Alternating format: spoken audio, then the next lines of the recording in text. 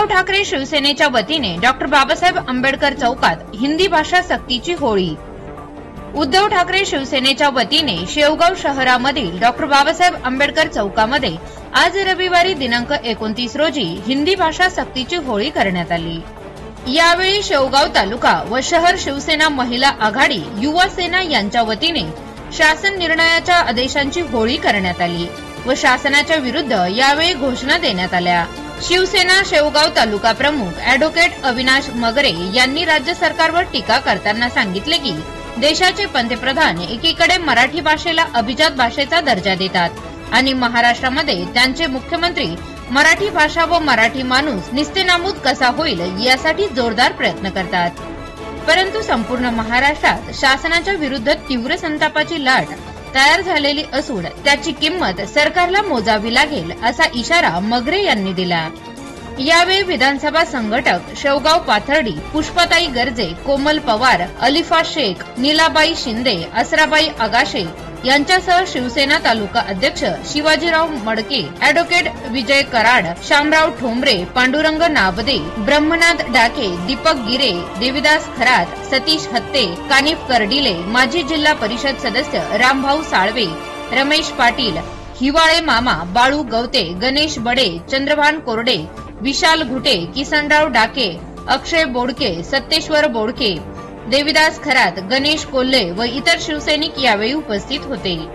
Shevgaon police ठाण्याचे वरिष्ठ police निरीक्षक संतोष मुटकुळे यांच्या मार्गदर्शनाखाली पोलीस हवालदार अरविंद चव्हाण, पोलीस हवालदार देविदास वाघमारे, पोलीस हवालदार आबा गोरे, असलम शेख, गोपनीय शाखेचे चंद्रकांत कुसारे यांनी यावेळी चोख बंदोबस्त ठेवला। आज संपूर्ण महाराष्ट्रामध्ये शिवसेनेच्या वतीने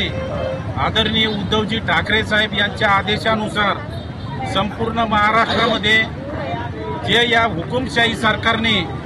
जो GR काढला आणि हिंदीची भाषा ही पहिलीपासून सक्तीची करायची ठरवली, ती भाषा हा जो निर्णय शासन निर्णय रद्द झाला पाहिजे। आज जर आपण पाहिलं तर एकीकडे जे उद्धव ठाकरे साहेब, आदित्य साहेब, राज साहेब यांच्यासारखे मराठी भाषा जिवंत राहावी यासाठी लढा देत आहेत, परंतु हे सत्ताधारी जर पाहिले तर हे सत्ताधारी इकडे मोदी शहाला खुश करण्यासाठी या महाराष्ट्रामध्ये मराठी